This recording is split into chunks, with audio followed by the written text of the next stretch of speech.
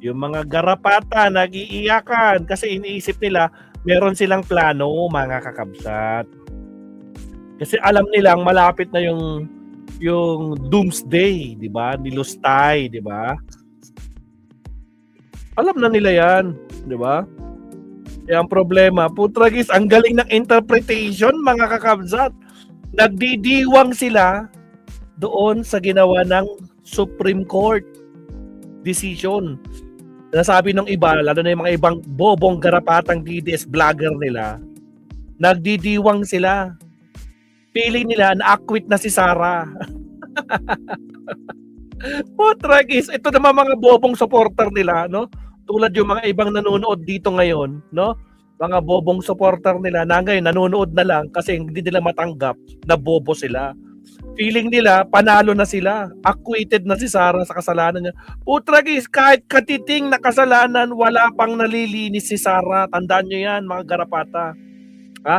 Kayong mga garapatang bobo, hanggang ngayon hindi kayo natututo. Ang problema kasi sa inyo, kayong mga garapata, nagpapaniwala kayo sa mga vloggers nyong fake news, no? Na Putragis. Masasaktan kayo ngayong gabi. Tulad nila. Ito si Pulong. Meron na naman siyang sinasabi. Tapos binutata ni Kiko Pangilinan itong si Marcoleta. Nag-iiyakan. Nag-Royal Rumble sila kanina, mga kakabsat. Pero ang pinakamalungkot, alam niyo kung sino? Kayong mga supporter na mga garapata at yung tatay nyong karton. My goodness. Yun kasi yung problema sa inyo, hindi kasi kayo naniniwala no? Ha?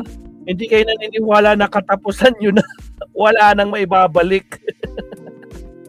Nangangarap kasi kayo masyado. Anyway, shoutout muna sa mga kasama natin dito, no? May kami kalab shoutout. Siyempre, nangunguna dyan si Macwan, Elican del Carmen, sana maging Prime Minister si Pangulong Bongbong Marcos, sabi ni Elican. Ardian, may kalab shoutout. Sarah Force Family, nandiyan naman si Ryan Iconese. Sana si Sara makulong at maimpis. Nako, malapit na. Huwag kang maingay. Baka yung pinagdarasal mo magkatotoo. Tulad nila, nagdarasal sila. No? Dasal sila ng dasal. Tingnan nyo yung tatay nila. Nasaan na yung ICC? Nasaan? Pamuntayin nyo na rin dito, pinapatagal nyo pa. Agoy! Ano nangyari sa tatay nila? Kaya, yung pinagdadasal nyo dyan, mag-ingat kayo, nagkakatotoo yan. Diba, D-Real? Shout out, kabisa, andan dito si D-Real. Ako, paminsan-minsan ko na nakikita to, pero, lang to solid to, solido, kabsat, magandang gabi, Pilipinas, mula sa Bangkok, Thailand. No? Moderator ni Sir Bad to. D-Real. Shout out, kabsat, D-Real, no? That's end time, dyan na rin, no? Ardayan, D-Real, sino ba? Si Dibang. Lol, Anti-Claire, so kayo. Ang galing talaga ni Nyolo, mga kakakabsat, no? Siya yata yung musikero, hindi si maestro, Tragis ka, Nyolo. At may message ko nga sa Nyolo mamaya, magandang pang-asar to sa mga karapata, anak ng kamote. But anyway, again, magandang gabi po, mga kakabsat, no? Sino pa mga pumasok dyan? End time, D-Real, sino pa? Alma Kawili, nagbabalik. No, diversionary tactics lang na mga ginagawa nila maestro. Yun na nga. 'Di ba? Lahat na. Tapos sinisisi pa ni Lustay na sabi niya, bias yung ICC. Anak kayo ng kamote, ang tagal niyong dinelay. Noong September pa dapat nag-umpisa yung confirmation of charges. Pa-delay kayo ng pa-delay. Ha? Akala ko pa walang kasalanan yung tatay niyo. Ba't ginakatakot niyo? Ba't pa-delay kayo ng pa-delay? Kung walang kasalanan yung tatay niyong karton, no? Dapat pinus nyo na, no? Hindi yung pinadi-delay nyo pa. Ngayon, kinakarma na kayo. Wala nang makakapigil. Kaya nag-iiyakan kayo. Sinisisi nyo na naman. Sinisisi nyo naman yung ICC. Samantalang ikaw, Lustay, no? Bunganga ka kasi ng bunganga kung anong pinagsasabi mo dyan sa dahig. Ngayon, ikaw din ang may kasalanan kung bakit hindi napapalaya yung tatay mo, no? Hindi nabibigyan ng interim release. Kasalanan mo din. 'Di ba? Ikaw yung isa sa mga sinisisi. Ikaw yung isang dahilan. No? Yung mga garapata naman. Oh, yes, sabi ko sa inyo it's ano sabi ni Alvin? Parang sinabi niya, period, sabi niya. Nagdesisyon na ang Supreme Court. Period. Anak ka mo, kayo nagtatawa na lang natin Putragis. 2 impeachment complaints kay Sara Duterte inahain. Yes, kanina. Nagulat nga ako mga kabsat, no? Yes, nagulat si Maestro kasi iniisip natin. Sa sa Biyernes pa. February 6. Putragis, February 2, may pasabog. Yun ang maganda sa ginawa ng Supreme Court, no? Kaya aalamin natin yung mga yun, mabsat, no? Shout out kay Dibang, Kabsat Dibang, sino ba si Arda yan? Kabsat Makoy is in the house, shout out. Na yung Bangarabi, Kuya Paul. Musta kuya, ingat palagi. Okay lang, Kabsat, no? May galap shout out. O, sino pa yung mga nandyan? Nako, si Pulonggis! Pulonggis, bakit naman nag-iiyak ka kanina? Ha? Kung ano-ano ang sinasabi mo dyan sa page mo, no? Tungkol sa impeachment ng kapatid mo, no? Nawala ng lusot. Tragis. Nako, nag-iiyakan talaga sila mga kabsat. O, sa mga bagong pasok, baka naman. Buti pa si Pulonggis, kahit ganyan yan, nagla-like yan. Nag-like na ba lahat? Press 1 sa mga nag-like. Putragis, di kayo nagla-like mga kabsat. Nagtatampo si Maestro, ha? Na? Joke lang. Love na love kayo ni Maestro. Pati yung mga garapata, love na love ni Maestro. Kaya gustong-gusto ko nga silang asarin. Pikon na pikon. Putragis. O, sino pa mga bagong pasok dyan? Hindi na makakawin tatay si Duterte kahit ano pa. Tama, agree. Wala na. Pagkatapos na pinagagawa nila, agoy. Wala na talaga. O siya, umpisa na natin to. Here we go. Paiyakin na natin tong mga garapatang to. Putragis kayo. Pati yung vlogger yung sino yan, si Mandalulo. Putragis, na-debunk. Halos lahat, hindi na siya makapalag. Wala na siyang magawa. Tapos meron pala siyang sekreto. Anak ng kamote yung kanyan. Ano? Nako, tapos talaga maliligayang araw nila ngayon. Nako po, paano? Hindi nila inaasahan. Inaasahan ko yan. Inaasahan na namin yan. Putragis, ang inaasahan nyo kasi, maghahain kayo ng impeachment. No? Yung sabaw na impeachment para kay Lusay. Pero hindi na kayo nagtagumpay kasi laka po, nabasat. Kaya magpasalamat tayo sa Supreme Court. Dahil sa kanilang interpretation, no? Interpretation of session days. Dahil dyan sa session days na yan, nako, nagkaletse-letse. Kaya ngayon, wala nang ligtas. Tapos yung mga kampo nila sa Senado, nako po, namomroblema na. Tingnan nyo si Kwan. Ay, hindi ko pa na nailagay dito si Cayetano, May sinasabi si Cayetano, sabi niya, not now. Kasi wala pa silang 13. No? Sa kanila papapalitan si Soto kung may 13 na. Pero ngayon, nako po, problemado sila. Kaya nagkakamot na sila. Wala na. Palyado yung plano nila. Agoy! Magdisiyakan kayo. O siya, umpisa na natin to. Mega love shoutout po sa lahat po ng mga nandito. No, masat, no? Albert Karanyagan, shoutout. Ardayan, Pulongges. Sino pa ba dyan? Dibang. Si Shakira, nandyan na rin. Sino ba nandyan? Si Alma Kawili. Masyado kasing daldal. Yun na nga, daldal kasi ng daldal itong si Lustay. Kaya mas lalong nagalit yung ICC. Nyari. O sige, let's do this. Shoutout po sa almost 200 live viewers natin. Shoutout sa inyo. Baka naman guys, wag nyo nang patagalin. Gawin nyo ng 100 yung like natin. Baka nakalimutan nyo mag-like. Like lang po tayo, mabsat. Alright, here we go. Let's do this. Magpapayak na tayo. Tragis. Okay, here we go. Ito si Pulongges, nag-iiyak si Pulong.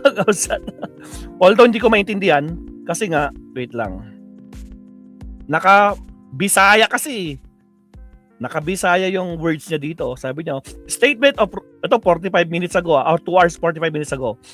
Statement of Pulong Duterte before Makabayan Black lectures this nation about betrayal of public trust. They should first answer the real victims of the ideology they continue to defend. Asa man ang hustisya para sa mga estudyante na nailad o pamantay sa NPA. Bakit nagdadrama na si Carl? Ay, Yutman Pulongges. Bakit nagdadrama ka na dito? Bakit? Putragis, hindi ko naiintindihan itong wordings mo na Bisaya, pero mukhang kwan din, no? Ito basa, describe a serial impeachment, noting that Makabayan Black had earlier sought the impeachment of President Ferdinand Marcos and that the impeachment complaint against Vice President Sara was filed ahead of February 6. Mas ahead pa. Agoy! Nakabaw! Ang impeachment dili himuong dulaan. Dili ni shortcut. Sinortcut. Matragis bulog. Ba't ka uiiyak? Bakit? Hindi nyo inaasahan to, no? Pero pagdating sa press ng mga abogado nyo, masyado kayong kampante. Inaasahan na namin yan talagang. Pero hindi nyo inaasahan na ngayon, February 2, kasi ini-expect nyo. February 6. Di ba? Si Maestro nga ginulat niya. Hanggang sa marinig natin yung explanation. Bakit sila nag-file ngayon? Bakit hindi sa Friday? Bakit ganun kaaga? Anong nangyari? Diba? LV Sanchez, shoutout Kabsat. Nakakapaw, mga Kabsat, watching from Kalibu, Aklan. Joy, shoutout Kabsat. No? Dapat lang maputol na ang kasakiman ng mga dutae, sabi ni Shakira. O ito, papasukin. Okay na tayo dyan. Ito, that is not today. Sabi niya kanina, mga Kabsat, not today. Kasi wala kaming bilang. Senate Minority Alan Peter Cayetano admitted on Monday that they don't have the 13 votes needed to change the current leadership in the Senate amid coup rumors. Wala silang bilang, wala silang 13. Nasa 9 pa din sila. Wala pa rin bumabalimbing, mga kakabsat. Nako, kapit to ko talaga, mga kakabsat. What tragis. Kapit to ko na lang talaga, oo. Agoy! Nako po. Mamaya, saka na natin ko dyan. Basta, not today.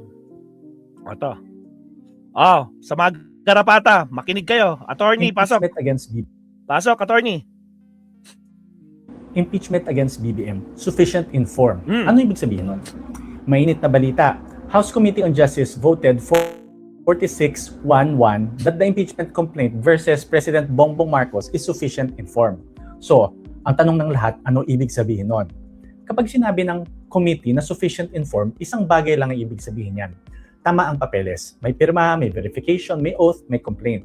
Ibig sabihin, lahat ng technical requirements under the law, nasunod. Walang technical defect. Pero linawin natin form pa lang yan. Ang sabi sa batas, kailangan ng complaint sufficient informed and substance. Mas critical finding ang substance. Dito, tatanungin ng committee kung may impeachable offense ba talaga. May facts ba? May ebidensya ba? Or puro allegation or accusations lang?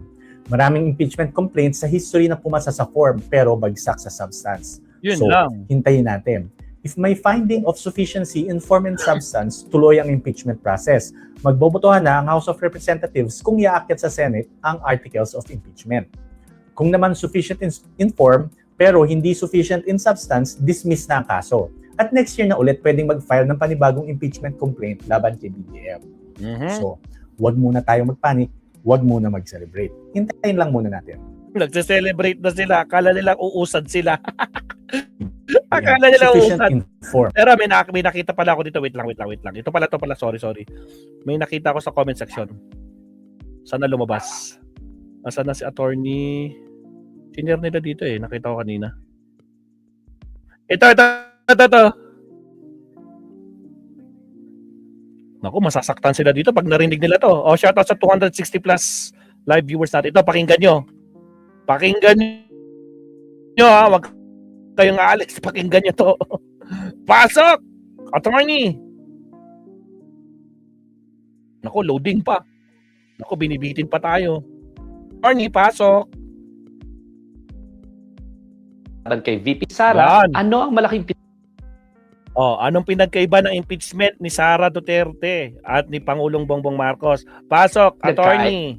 iba ng impeachment complaints laban kay VP Sara at BBM. Ang ebidensya laban kay VP Sara Duterte ay malakas. Nakabata ito sa mismong pahayag niya that she already contracted an assassin para patayin ang presidente. Wala daw siyang contact na assassin. Attorney, wala daw. Mutragis, may video. Nag-meltdown, anak ng kamote, oo.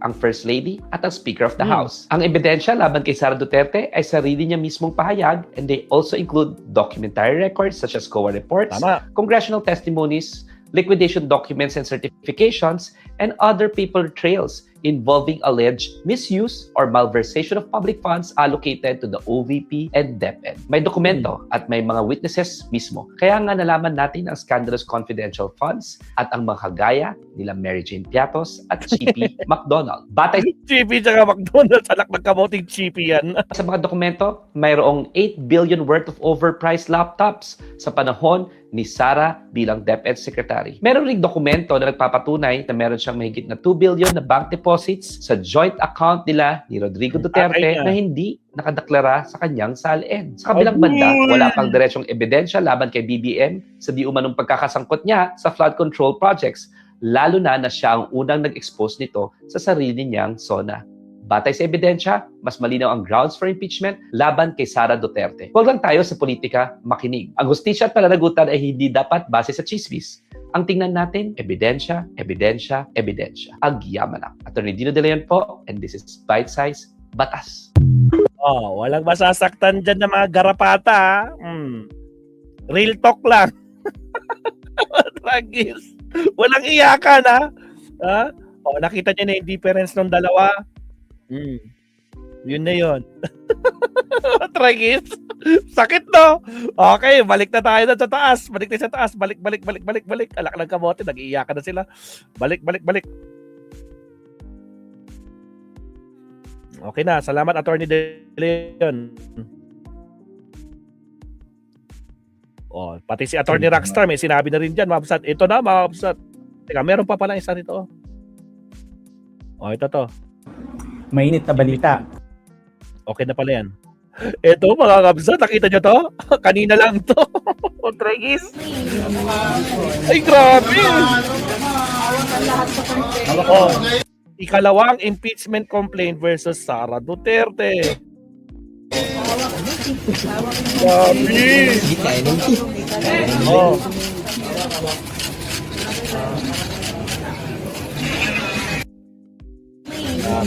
Aray ko po, di na makakatulog dyan. Ito, may sinasabi dito, pakinggan natin. Naku, mahaba tong interview nila. Mga allegations po of bribery na naganap sa DepEd wealth po niya sa kanyang mga SALN. At panlima, yung tungkol sa involvement niya po sa mga EJ case na naganap nung panahon ng administrasyon ng kanyang tatay. So yun po, we hope na sana mabilis na po itong maresolbahan dahil again, kung hindi dahil sa mga procedural issues na naganap last year, dapat resolve na yung case na to, dapat may decision na tungkol kay VP Sara Duterte, pero nakaabang pa rin po yung taong bayan dahil sa mga nangyari, dahil sa mga pagkukulang ng iba't ibang mga institusyon. Pero tayo mga mamamayan po, again, ginagampanan po natin yung ating tungkulin na manindig laban sa korupsyon, laban sa lahat ng wrongdoings na nakita natin sa pamahalaan. Maraming salamat.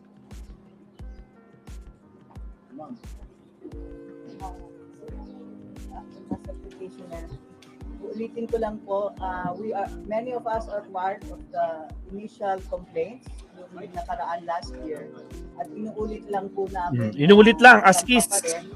Kasi sa simula, buo po ang aming paniniwala na dapat na po nating makita kung ano ang katotohanan tungkol sa mga aligasyon. Tama. Na nakita pa natin. Overdue na, di ba, Ma'am Sat? Ito na yung time para sa totoong bloodbath. Nung panahon po ng Quadcom. Kaya po sa amin po, kung accountability po, kung ating sasabihin na bilang mga opisyal ay dapat sila ay maging malinis, managot, transparent, ay dapat na lang po matuloy itong ating hinihingi. Ang hinihingi... Alright, Ma'am Sat. Mahaba ka dito, 20 minutes, Ma'am Sat. Pero i-shortcut na natin to. Bakit tayo nagtataka? How come na February 2 pa lang ngayon? Nag-file na sila kaagad. Kaya natang din tayo dito, mga kabsat, no?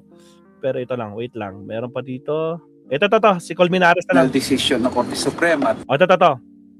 Dahil sa ginawa ng Supreme Court, mga kabsat, dahil sa ginawa nilang sagot doon sa MR, Motion for Reconsideration ng House last year, ito na, mga kabsat, ito na yung dahilan kung bakit nag-file sila ngayong araw at hindi nila hinintay ang February 6. Bakit February 2? Pasok!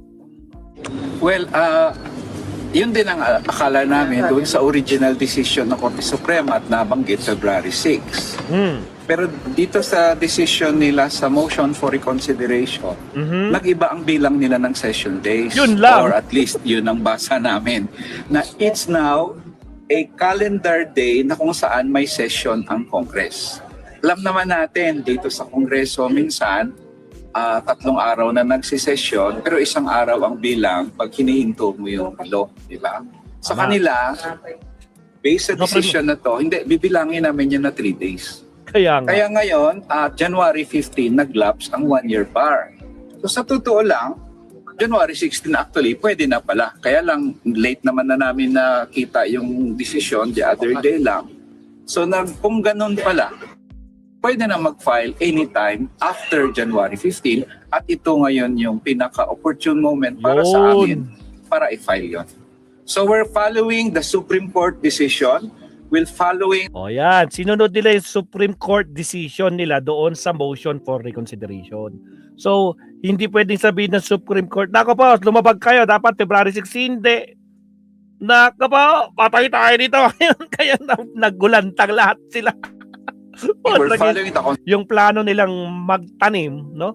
Yung plano nilang magtanim ng mga magpapile, hindi na matutuloy kasi naunahan na. Paktay. Constitution and the rules. Kaya in this case, tamang-tama ang pag-file nitong complaint na ito. It is within the Supreme Court Tama, decision Ardayan. and after the 1-year bar. Well, Saklap nun, sakit no. Lako po. Pero pa dito si attorney ko eh. Ito. Kaso ABS-CBN to eh. Kasi pakinggan natin, Attorney Luistro. The original decision, no? It was provided by the Supreme Court na February 6, 2026. Tanggalin ko, delikado. Lapse ang 1-year prohibition Baka makapiright period tayo. and a second impeachment complaint Mm. can be filed already, no? However, dito sa recent resolution of the Supreme Court denying the motion for reconsideration of the House of Representatives, it was implied na yung first impeachment complaint Mm. that was filed on December 2 of 2024 was deemed initiated for failure of the House to take action within the period of 10 session days. Yung session days, medyo nagkaroon din ng changes doon because it is now equivalent to calendar days Yun lang. when the House of Representatives have sessions, no? So counting from December 2, 2024, yung 10 session days niya was until January 14 of January 2025. In other words, January 15, 2026, nag-lapse na Agoy. ang 1-year prohibition period. Yun! However, even myself is confused. Bakit, attorney? Alin yung susundin natin? Is it the February 6, 2026 na nasa original decision? Or is it the January 15, 2026 which was implied in the recent resolution? Agoy. Based on the original decision, no? O, diba? Ang sakit, no? Ang sakit ng sampal. Nagdidiwang kayo sa desisyon ng Supreme Court. Pero paktay, mas minadali na. Hindi na hinintay. Hindi na hinintay ang February 6. Diba, Diril? Hindi na hinintay. Yang Supreme Court magulo, dapat i-impeach lahat ng Supreme Court justice or judges, sabi naman ni Diosdado Cuevas. Yun nga, actually merong babala dyan si Con eh. Pangalan nito? Si Dilima. Butragis, gulat na gulat. O, ito, basta, tingnan nyo naman. O, ito yung breaking news. Dumating na ang panibagong grupo kabilang mga mula sa tribong Tindig Pilipinas ang dumating sa Kamara para maghain ng ikalawang impeachment complaint laban kay Vice President Sara Duterte. Putragis, nakita niyo yan? Ang kakapal, ang taas, ilang kanyan, dangkal yan. O, ilang ebidensya yun. Putragis, yan ang ebidensya. Di ba? Aray ko po. Diyos ko, Lord. Bakit naman ganyan? Palakihin natin. O, tignan nyo. Yan o. Yan o. Halos baywang na yung kataas-taas niya. O, tragis. O, nagdidiwang kayo. Akala nyo na acquit na. Anak kayo ng kamote. Yan ang problema sa inyo eh. Nagdidiwang kayo. Hindi nyo alam. May balik sa inyo. Kaya alam nyo, masyado ng problemado sila, mga kapsat. Tarantang-taranta na sila. Hindi na nila alam kung ano ang gagawin nila. Diba? Diba, mga kapsat? Ako po, masakit to. Ay, ako po. Maraming salamat, Ryan Cunese. Nagpa-member pa si Ryan Cunese. O, salamat. Thank you. Maestro Paul, yesterday, meron na bang nabasa? Meron na bang file na impeachment versus Supreme Court? Yesterday, meron ming nabasa. Meron daw magpa-file ng impeachment sa mga Supreme Court judges. Basta ang nakita ko lang si Dilima. Pag may ginawang naman, nakialam na naman yung Supreme Court, magpa-file daw sila magpa-file sila ng impeachment. Kaya ayun. Kaya abangan natin ang susunod na kabanata. Basta ngayon, secured! Wala nagligtas.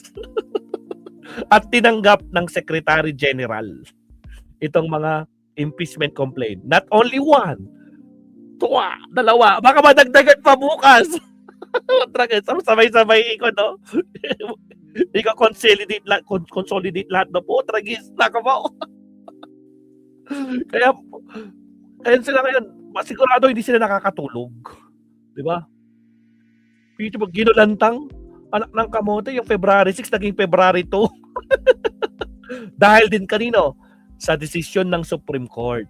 O, di ba? Dahil sa desisyon ng Supreme Court, sa pagbilang ng session days. Sabi ni Chief Justice Carpio, actually nandito to eh. Pakita ko sa inyo. Kaso nga lang naka-ABS-CBN. Copyright eh. Sige, pakinggan natin ng konti ah. Ito, shinare ko na kanina pa actually si Chief Justice Carpio. Ito ABS-CBN to eh. Pakinggan lang natin yung sounds ah. Sounds lang. Antonio Carpio. Justice Carpio, good morning to you. Sige, pakinggan natin. Sounds lang. Good morning to our viewers. Parang di tayo All makapiright. right. Now, the Supreme Court has affirmed Naririnig ba? its earlier decision Guys, and naririnig it nyo? has junked the motion for reconsideration of the House of Naririnig ba? Representatives regarding its decision on Vice President Sara's impeachment complaint. What is the implication of this Supreme Court decision affirming its earlier decision? Well, the implication is that May sounds ba? the first impeachment complaint that Loud was and clear. Okay, good. approved by the House Sounds and lang muna, sent to sounds the lang. Senate is now dead. And they will have to file a new impeachment complaint, and it can be filed anytime now because And- under the new resolution, the one-year period is counted much earlier from the time the 10 calendar days was breached by the House. No? The 10 calendar days, which are session days, will be terminated much earlier for the one-year period. Do you agree with Senate President Tito Soto's statement that with this Supreme Court affirmation, it makes impeaching our public officials what he described as an impossible dream? Well, the new resolution actually brought back the old interpretation on the second mode of impeachment. In other words, it's very clear that the Chief Justice here put his foot down and said we have to follow the wording of the Constitution, the way it was interpreted before, the way the framers intended it, and the way the people who ratified the Constitution understood it. And that means under the second mode, once 1/3 of the members of the House, at least 1/3, have signed the articles of impeachment and have their signatures verified, under oath by the Secretary General, then the articles of impeachment will have to be transmitted immediately to the Senate. So under the second mode, we're back to the original, just before the July 25, 2025 decision, the original decision. So we're back. So that's good because we're back to the original interpretation. The problem is the first mode because the Supreme Court redefined the term session days. These term session days evolved decades back, I mean, even a century ago in the United States and in the U.S. Congress and the state congresses of the United States because they're given deadlines to act, to pass a law. And sometimes because the Congress is a deliberative body, they like to debate, they like to filibuster, they like to compromise at the last minute. They cannot meet the deadline. So they invented this device that they can stop the clock. We are Pakinggan nyo. After, let's say, one day they hold a session but they cannot finish it, they cannot agree, so they say we will go on recess to meet again tomorrow. The first day and the second day is one session day. Yun. Because otherwise they would have breached a requirement that they decided on a certain day before a certain day. And that is also true. The Supreme Court, because it's really impossible, physically impossible probably for them to meet the deadline. That's why they created this session day as opposed to calendar day. Yun lang. Even the Supreme Court has done that. Under the Constitution, the members of the Supreme Court must decide within 2 years.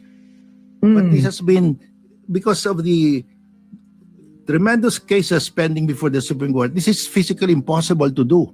So the Supreme Court has interpreted this provision on the members must decide it within 2 years from submission as a directory. It is not mandatory. So these are devices created because of the impossibility of meeting certain deadlines in the Constitution or in the law. And that has been accepted by the Supreme Court in the US, all the state courts, and even here. We have accepted that session days are different from calendar days because it's really impossible to meet these deadlines. Now, that's why in the original decision, the Supreme Court said, yes, session days are different from ordinary days. And that is how the framers wrote the Constitution. When they wrote session day, it was different from ordinary day. Yes. Ordinary calendar day. Everybody knew that. The congressmen knew that. And most of the many members of the framers of the present Constitution were members of Congress. They knew that. And even people in media knew that because remember in the 1960s, you will see in the headline, the Congress stopped the clock. That is stopping the clock, really. When they say, we go on recess, we will meet the following day. So when the voter ratified the Constitution, he saw within 5 days. And there's another provision within 5 session days. When he knows or he knew that within 5 days is calendar day, ordinary day. But session days is a technical term. He will probably say, I don't know what that means, but that is technical. That is, I leave that to Congress. And that's why we have a rule. Wait lang. This morning is former Supreme Court as Former Supreme Court senior justice ng Supreme Court na yung nagsasalita. Siya din yung gumawa ng fourth tweet. Siya yung framer nun, mga kakabsat. Paano ba yan? So iba, dahil sa ginawang decision ng Supreme Court, nagkaletse-letse na, naggulantangan na kanina. Nagsiiyakan na silang lahat. Potregis. O siya, Mamsat, wag na natin patagalin to. So okay na tayo dyan, no? So clear naman na, at least clear na sa atin, narinig natin, no?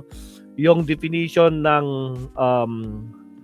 session days, iniba ng Supreme Court. Kaya yung bilang, instead na February 6, January 15, pwede na. Started ng nung nag-start nung bilang nung session day sila mula nung nag-file sila nung December 2 last year. Last year, 'di ba? So talagang na. Wala na. Naspakan ang tawag doon. Naspak. Putrak, spak tayo na. Wala nang tulugan to. Yung pinaplano nila, kasi may naririnig tayo sa magkarapatan, no, saka sa mga iba, na uunahan nila itong mga Akbayan, itong mga nag-file ngayon, uunahan nila para at least kung inuuna, hindi siya substantial. Eh ngayon, putragis, nagkaletse-letse dahil dyan sa ginawang sagot ng Supreme Court na nagdidiwang sila, nakakala nila na-acquit na. Kaya tutuloy iyakan sila. O siya. So okay na tayo dyan, ha? O, walang iyakan. Ngayon, punta naman tayo sa bangayan, dun sa Senado. No? Punta tayo sa Senado. Countdown muna tayo. Again, guys, sa mga bagong pasok, huwag kalimutan mag-like and subscribe. Shoutout Richie, shoutout Chichi, Ardon Zala, at saka sa lahat ng mga garapatang nag-iiyakan na nanonood ngayon, mag-iyakan kayo dyan. Tuwatawa lang kami sa inyo. Alright, here we go. Countdown muna tayo. Punta tayo kay Marcoleta at saka kay Kiko Pangilinan. Here we go. Countdown.